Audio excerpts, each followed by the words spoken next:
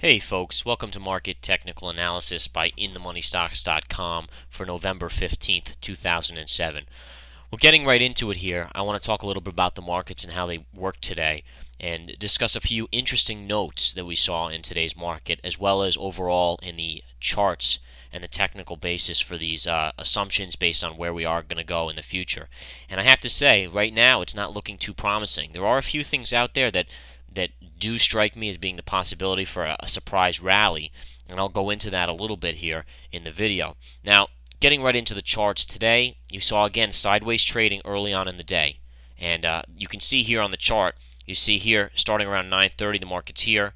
By 10:30, 11 it's up here, then it's back down here by the early afternoon, sideways trading, and then we really started to sell off. Now, it was very interesting because the sell-off today was started around 2:30, and you can see here, right in this area, the deep sell-off, and it really started around this point. You topped out here, and on the chart in the intraday, what I love about this is you see the tail of this candle right here hitting the 20 moving average and the 50, and that's major resistance there. And not only that, but you closed in the very low parts of the chart, of the candle, excuse me. And the close there, that tail forming a topping tail right there, you really look for a break of that low, and I go over this almost every day on the technical side, and then it's a short. So again, you can see what happened there in that chart. You see basically from that point all the way down here, you saw a steep sell-off in the afternoon. The Nasdaq at the lows was down about 42 points, hovering right about at the point of 2600. Now, that's significant, and there are a few other significant things in the market that I'm looking for a possible breakdown scenario. However, as I said, there's a few things out there that make me think there could be a surprise rally that people aren't expecting, especially considering the options X tomorrow and next Monday, Tuesday, Wednesday light trading because the Thanksgiving holiday is Thursday. Okay, so be aware of that. Light volume, big money, if they want to spike the market one way or the other, can definitely do it. And it's whichever way, in general, the people aren't expecting. Meaning that if there are more people short the market, chances are big money wants to take some of them out and push the market the opposite way, and vice versa on the long side. So, again, note here, and what I just want to show here is that you see this candle, this large red candle right here, how the big drop, you had the big drop. Then look at the following candle. You see this monster spike up, and this was pretty amazing to watch because you saw the Nasdaq basically dump out 15 to 20 points in this one candle. And this is the ES futures chart I'm showing, but it's still the same market in general. But then this rally candle, it almost took out the whole bar, almost was a positive reversing candle here to the upside. It didn't quite do it, as you see it closed right here a little bit below, but should it have closed up in this area after being as low as here below the candle, you would have looked at a major possible rally signal. But in any case, the market closed here, traded sideways into the close, and that's where we ended. The Nasdaq ending down a total of, let's see here, 25, almost 26 points on the downside, and nice little drop there for sure. And as we said, the Dow was ended down as well to the tune of 121 points, or 0.9%, and the S&P was down about 20 points as well, 1.32%. So believe it or not, the S&P dropped percentage-wise the most today, with the Dow third and the Nasdaq in between them at almost 1%. Now, let's switch over to some charts here and actually do some analysis here. I want to just flip to the Nasdaq, and what I want to show you here on the chart is this. All right, here's the steep sell-off we've had. Okay, we hit the 200 moving average and got that huge rally the following day, 80 points up on the Nasdaq. We gapped up the following day, but could not confirm that move up by closing lower than the top of this candle.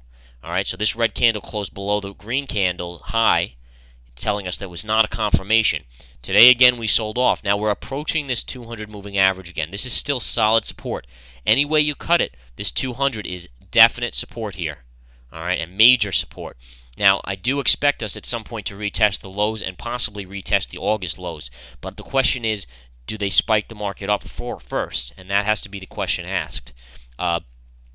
We could gap down tomorrow right to that 200. The key is here, do we take out that 200 moving average? A close below that 200 and a confirmation the following day, meaning a break and a close below the candle that breaks that 200, and we could be in some serious trouble. Now, a couple things on the upside make me think that we might, there is a small chance, and again, it's like a 50-50 at this point. I'm not saying there's 100% either way that we're going to rally here in the next few days, or we're going to drop. But I think it's important to realize a couple things. Number one, in today's market, the market sold off early, meaning that this drop, and I'm going to show you here, this drop that happened in the Nasdaq from this point here down to here started a little early, allowing for a rally later on. Okay. All the other days we've seen the late day sell-off happening at 3:30. Today it was around 2:15 that they started to sell off hard, and when it starts that early, in general, you can see some buying late in the day. Now, on the other side, we're seeing the put-call ratio inch up higher now.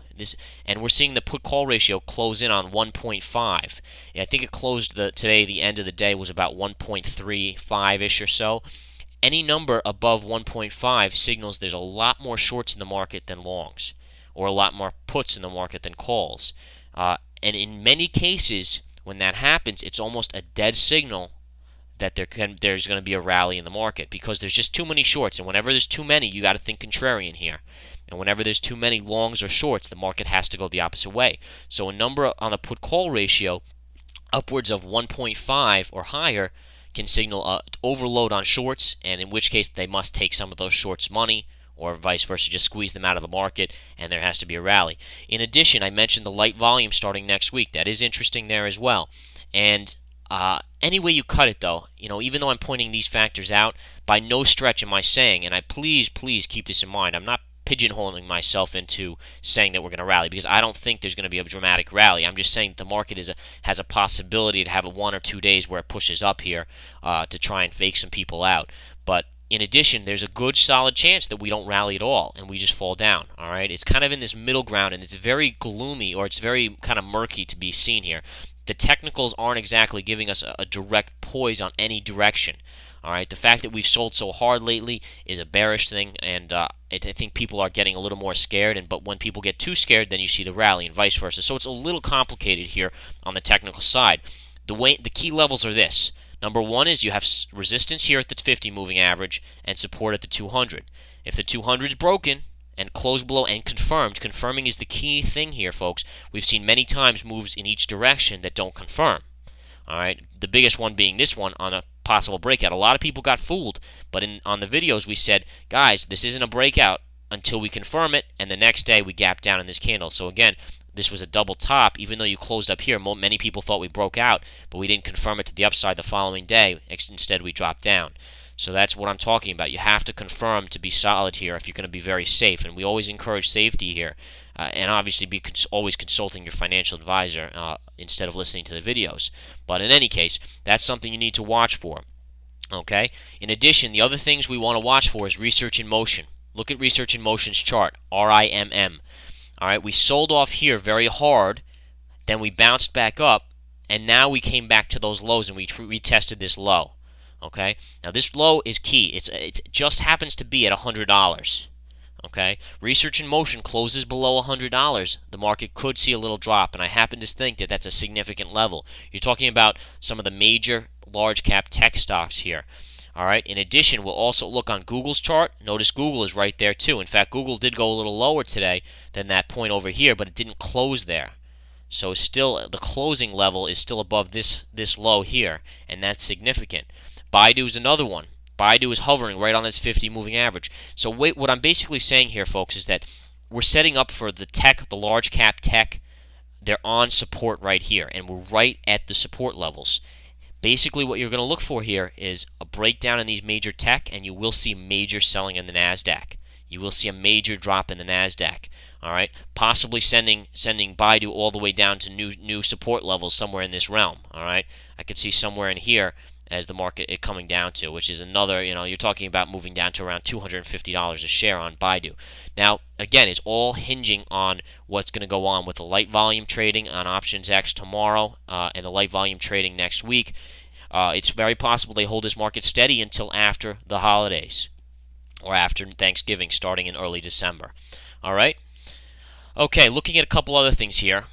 We're just going to check out a couple earnings, and one that I noticed interestingly enough was Starbucks. And just to point this out here, folks, Starbucks getting hammered after the bell today on earnings.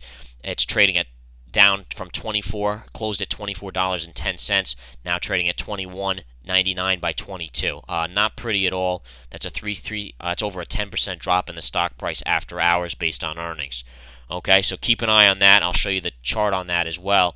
You can see it got hammered here, got the little bounce, but now it's ready to fall again, and you're looking for an open well below this 23 mark here where it bounced up from. So you're going to see a move down tomorrow in Starbucks pretty significantly. All right. Alright, other than that, that's pretty much it. The key, again, guys, in this market is to really be aware of where this market looks to be going and watch the futures, alright? If the S&P, and we're not talking futures anymore, if the S&P closes below 1425, I think there is considerable downside in this market, and you could have a possible drop into the low 1300s from that point with little resistance, okay? So, again, we're trading on the S&P at 1451, a close below 1425, and we could seriously see some dropping. All right, folks, have a wonderful day. We'll be back tomorrow to analyze what happens in tomorrow's market. Options X, be very, very careful. Whipsaw action, very possible, and we'll talk to you tomorrow. Take care.